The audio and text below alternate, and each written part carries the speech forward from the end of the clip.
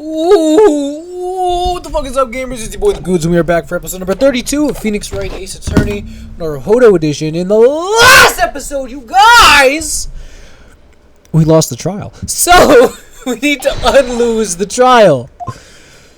Fuck. How did we fuck up so bad in one episode? Time to find out. If we can unfuck this with our butt. Our rebuts, all. So, we need to do things. I need to press juror number 3. Oh, I fucked that up. Hold it! And then juror number 6 is big ass is gonna start talking. Let's just say we've run into each other on numerous occasions while I've been performing on the street. Alright, I see. Obviously, artists such as myself cannot appear on stage as we work in close proximity to our audiences. So we perform our great magic in parks, on street corners, and the like. Not in my day. Hello? Excuse me. Got something to fucking say? Do you have something to say in response to that, Mr. Ottermole? Here you go, man. Ah, sorry, my mistake. I got confused because I heard you look like him. I don't even know about. You want to be locked up, Ronnie? Thanks, Mr. Sholmes. Whatever, man. Perhaps we could move on. I was really wondering if you had something you wanted to add in response to what juror number 3 just said. And clearly you do. Jesus. Back in my day. Back in the good old days. It wasn't like this. What was it like, sir? We worked up fingers in a pounder at the public struts, we did. In my day, we had it. People respected us back then. Respected you? No one would have called a coroner in a question in them days. A coroner's report was a hallmark of an investigation, alright. Especially when Dr. Connie Stevens put a name to it. It was a bit of the best, and the apple... Hold on. Hold on a minute. What are you talking about? Who's Courtney Stevens? Ah, sorry, got a bit carried away there. Stevens is Dr. Scythe's maiden name. She's married? She's a little old for me, so I ain't too worried about it, but... Her maiden name. So that was before she was married. Of course, yes, silly me, it's soft now, isn't it? Stevens. I'm sure I've seen that name somewhere recently. Anyway, the point is, that was the great days of leading, not like now. Sorry to interrupt, sir. But do you think you could change your statement to include that name? Well, yeah, I'll say or not. So then I need to pit juror number 2 against number 6. Objection! Those two statements clearly contradict each other! Good gracious! To whose statements do you refer, counsel? So, juror number 2. Oh gosh, me? What can I do for you? I presume that you heard what juror number 6 said in his statement. It's brought to light the maiden name of the coroner, Dr. Scythe, which in turn has revealed a connection that wasn't apparent before. Well, naturally, as a woman of society, I find such connections and relationships irresistible. But oh golly, I'm afraid I fail to see what you mean. Dr. Scythe's maiden name is Stevens, and through that name, the coroner is very definitely linked to the waxwork of the killer. The defense has evidence to prove it. Oh goodness, evidence you say? How utterly enthralling. Counsel, the court cannot overlook that last remark. I very much hope there's substance to your claim. I can't wait to go back to regular Ace Attorney one day. I don't want to open it this year at all, though, because then I have to finish it this year, per the rules. Of course, my lord. I would ask the court to look at this. The evidence that links them. So I need to put the killer's autopsy report.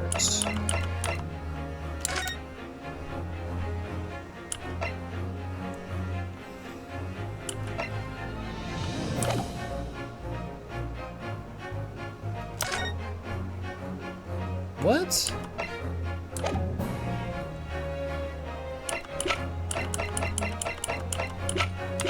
Yeah, I specifically need this one. Yeah. Which I never would have found that if I was doing this without a walkthrough. I have here a certain autopsy report from 10 years ago. A 10-year-old autopsy report? What relevance does that have? It is, of course, from the autopsy of the person portrayed in the waxwork, the killer known as the Professor. The Professor's?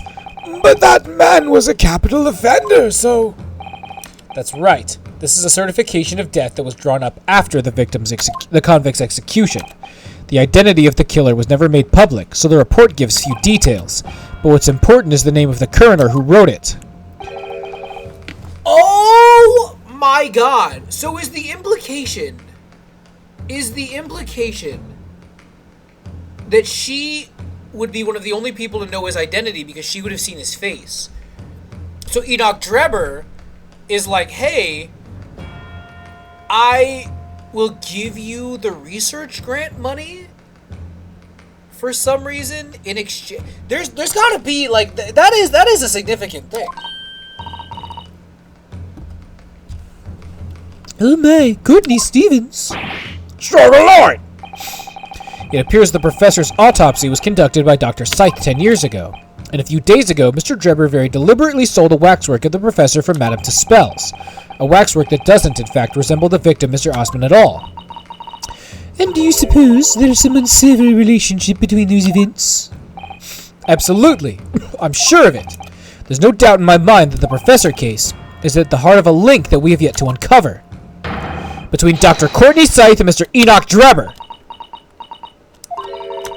Hidden links, mysterious connections, secret relationships. This is almost extraordinary. We're certainly obliged now to explore this further.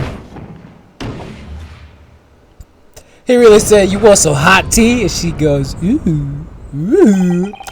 Alright, we can't let this troll come to an end now. No one has this cloud of suspicion hanging over the yard's best coroner.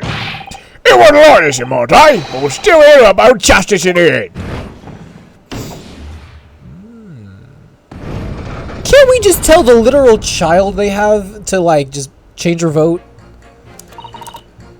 It's the professor. That's what links this frightful swindler in the corner.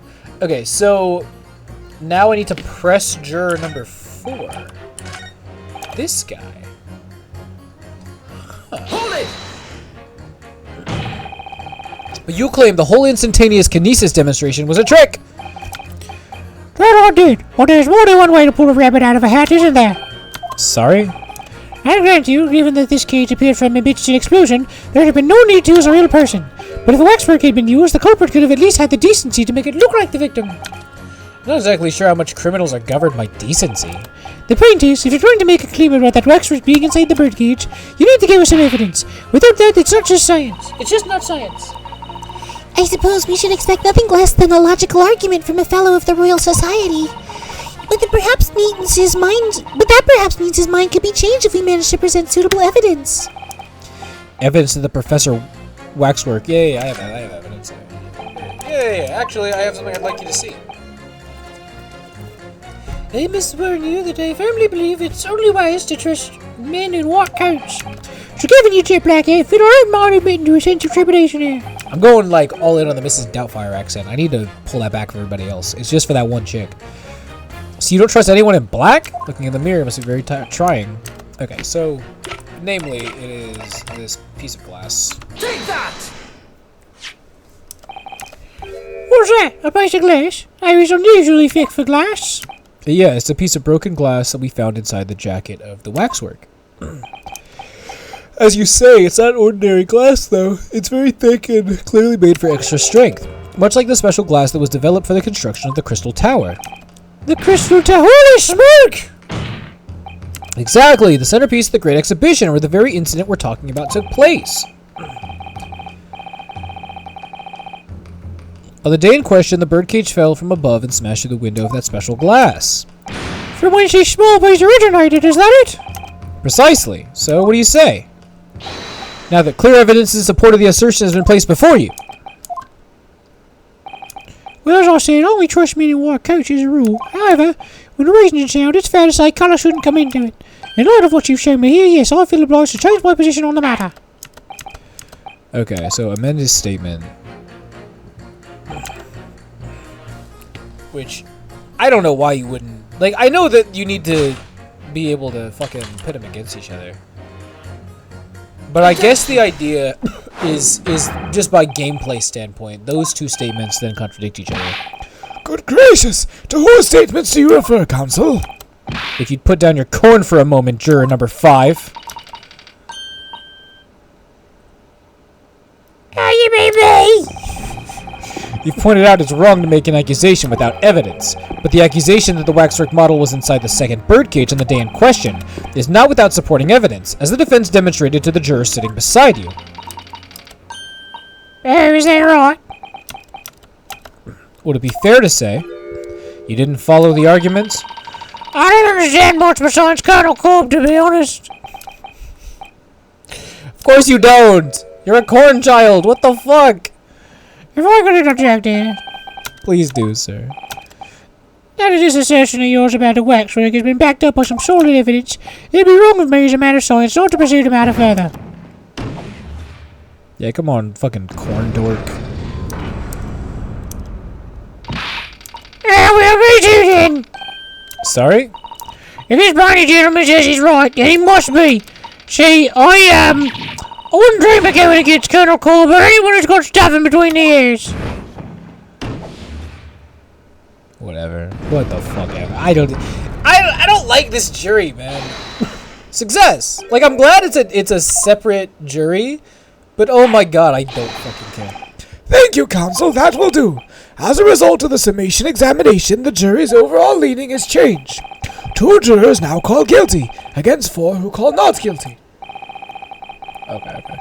Accordingly, the court has failed to reach a consensus at this time, and the trial must continue. First of all, I was reading ahead a little bit. I need to stop. I got a little bit excited because my girl Madame to spell. Ooh, she coming up. All right, but hold on. We did it. Oh, well done, Mr. Naruto. A wonderful victory. Another wonderful victory. Jesus, I can't read. All right, we did it. A waxwork of the despicable professor, used as a body double for the victim in this quite extraordinary case. I must say it's extremely hard to believe this assertion could possibly be true. However, it would appear that it does at least warrant further investigation. It's the waxwork of the professor that links Mr. Drebber and Dr. Scythe. And I'm convinced there's a special significance to that link. I want to open a proof now. I really don't. The truth, sir, by using evidence and testimony. If the court is to delve deeper into the alleged involvement of the waxwork in this case, then the prosecution calls for the owner of the model to be summoned as a witness. The owner? Madame Spells. I really thought that Lord Van Zeeks would object to this whole line of inquiry. Very well, I concur. Make arrangements for Madame Spells to appear as a witness with immediate effect. Listen carefully, my learned friend. Oh, yes? You should know that you're on the brink of opening Pandora's box. If you know, then you're, like, obstructing justice. How much is fucking left? Jesus. Okay, so apparently there's a lot. There's a lot of shit. But it's not nearly as bad as it sounds. The court will now adjourn for 45 minutes. During that time, the prosecution will summon the new witness and prepare her for taking the stand. Madame Spells, yes. I shall see to it at once, my lord. Kind of excited to see her again. I'm kind of hype. To be continued.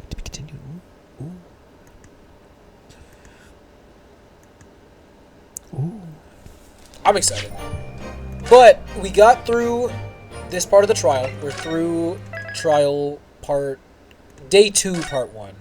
They call it part 3, whatever. We got through trial part 3 out of 4, which means we're going into the 4th part. And once that's done, there's only 2 more trials. Now, granted, this shit took so many fucking episodes. This took so long. Ah, the Knight Errant himself! Oh, have you been watching from the gallery, Mr. Sholmes? I've been on the edge of my seat the entire time! Courtroom trials are fascinating affairs, as a spectator at least. I'm glad you've been enjoying yourself. I have to ask. What on earth is going on? It makes no sense. What's this professor business all about? He doesn't look like any professor I've ever met before. Who even is he? Of course. You were in Germany already 10 years ago. Yes, the professor. When I discovered he was the one who'd been abducted, a sense of foreboding stirred within me. But who knew the monster would come knocking at your door? My heartfelt sympathies! As it turns out, Lord Van Zieks is even more intimately tied to this case than any of us realize, isn't he? Yes, how true. He's a great friend from university in the dock.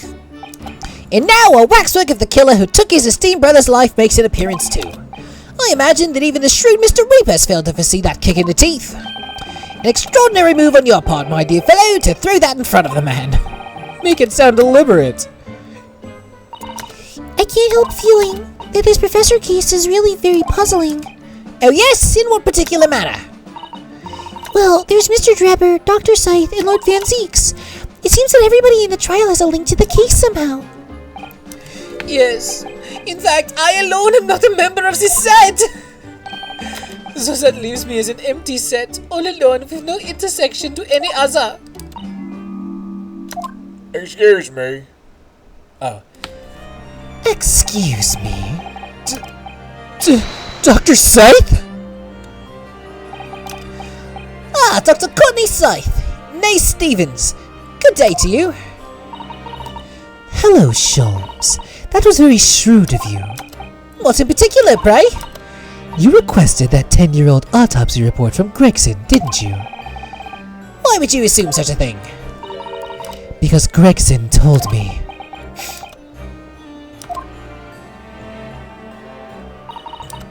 To think it's been 10 years.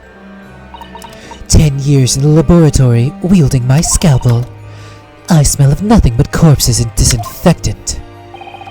A policeman on the jury had a lot to say about you as it happens, Dr. Scythe, and I've accused you of being complicit in what happened. I'm hoping you'll take the stand and tell the truth about what really happened. That certainly won't be possible. Lord Van Zieks won't be summoning me as a witness. Lord Strongheart has forbidden it. Lord Strongheart? The Pandora's box you were warned about is the Professor case. But please don't make the mistake of thinking you'll get any information about it out of me.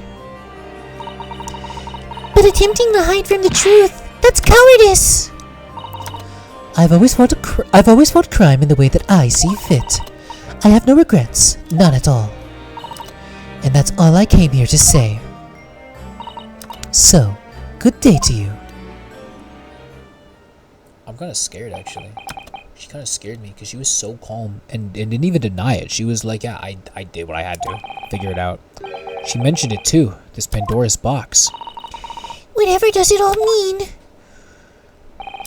There's really no cause for concern. I assure you, when the trial resumes, the meaning will become all too apparent, whether you'd like it or not. Huh? Now then, I believe it's almost time. I must make my way back to the public gallery. The edge of my seat awaits. I think maybe you're enjoying yourself a little too much. Ah yes, one word of warning before I go. If, in the course of the trial this afternoon, you perceive even a shadow of doubt about the truth, don't let it out of your sight. Pursue it like a dog with a bone. To the bitter end, you understand? Do not falter, whatever may come to pass. Alright, I understand. Thank you. Good, I shall make myself scarce then. I purchased a bar of caramel earlier, so I shall be gnawing on that as you gnaw away at the truth.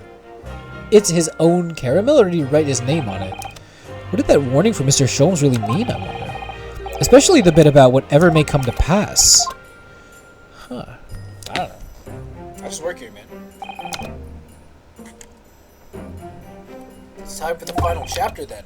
I'm determined to find the truth, no matter what. That's all we can do, really.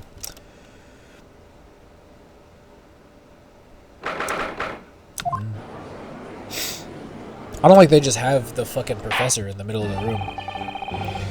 In the name of Her Majesty the Queen, I hereby reconvene the proceedings of this court. Counsels for the defense and prosecution, are you ready and able to continue? The prosecution is ready, my lord. Yes, my lord. The defense is also ready.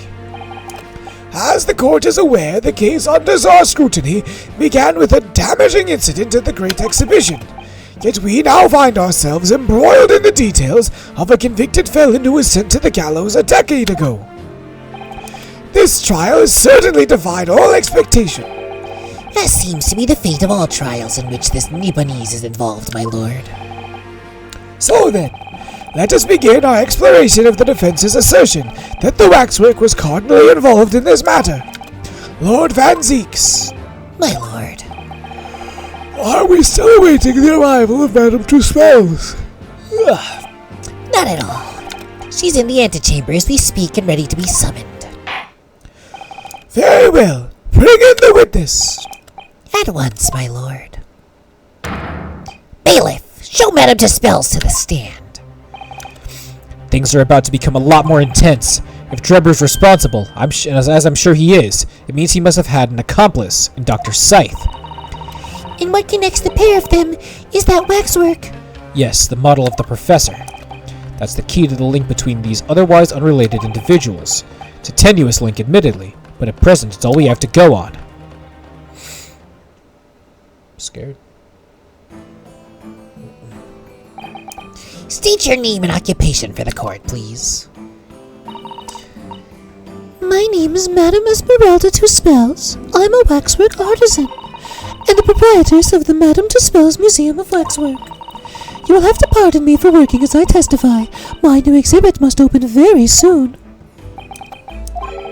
Oh, so he finally gets a statue, does he? Now there are 2 of them in the world. Oh my, what expression is she carving onto that face? A number of days ago, a particular waxwork model was stolen from your museum. Can you confirm this? That is true. At first, we believed it had been kidnapped. A waxwork model? Kidnapped? Yes, my lord. There was a demand for ransom money left behind by the culprit. However, according to what I have just been told outside the courtroom, that was not the true reason. I understand it was utilized as a substitute for the body of a murder victim. At present, there's no more than conjecture proposed by the defense. This is the victim of the case in question, Mr. Odie Osmond. But of course, I know him well. He's a part of my odious personages exhibit. I detest to say what is evident, but Mr. Osmond does not resemble the professor at all. Yes, but perhaps their faces are similar. Are you suggesting that we should see now the demasked visage of the professor? I have here the key, but it is strictly forbidden to open the lock. This is absurd! Pardon? I don't know what face you've carved onto your fancy figure beneath that mask, but clearly it won't be that of the actual killer. Indeed. The man's identity was never made public after all. The trial took place in a closed court. The proceedings were strictly confidential. The condemned man was summarily executed. His identity remains a closely guarded national secret. There's no possible way that a repository of tawdry exhibits could get its hands on that information. Quel dommage. It would seem you're unaware of the Tussauds principles. What principles? The family Tussauds has always prided itself on sculpting its models à la perfection. Every detail, including the visage, is fashioned with complete fidelity. Et voilà, our principles. There's a well-known legend about the Tussauds waxwork from the time of the French Revolution. A member of the Tussauds family said to have made a waxwork of the queen who was executed. Oui, that is true. It was a century ago now. I believe the queen's face was carved in the minutes following her death, actually at the guillotine site. You are correct. Her model's on display still today in the House of Horrors. We Tussauds will stop at nothing to obtain a faithful replica of our subjects. Dear me, a somewhat disturbing tenacity of purpose. It is the only way to obtain a truly lifelike representation of the subject. And it has been my family's secret for generations. Do you mean to say that beneath that mask? The true visage of the killer is there. This is ludicrous. It's out of the question. The professor spread terror throughout Great Britain. As a result, the Madame Tussauds special exhibit remains extremely popular even today. The killer emerging from his own grave. It's a sight to behold. You should come. Oh, my nose is bothering me, bro. I think, madam, it would be beneficial to hear your formal testimony on this matter. You will explain every detail of this macabre model and your personal involvement in its creation. With pleasure. Oh, my nose is itchy, bro. Oh my god. Itchy, bro. The special exhibit in the House of Horrors is based on a rumor that shocked society in London. An impression of the visage was taken directly from the corpse, in accordance with Tuspel's family principles. I enlisted the aid of the gravedigger, and created a mold for the head in the cemetery just before the interment. I hid myself until he gave me a signal. I was there for a very long time that night. As dawn approached, I was very worried I could be discovered. What the fuck?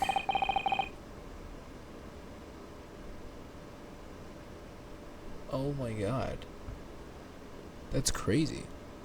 The gravedigger? The man sanctioned this. I will do all that is necessary to achieve the true resemblance of my family.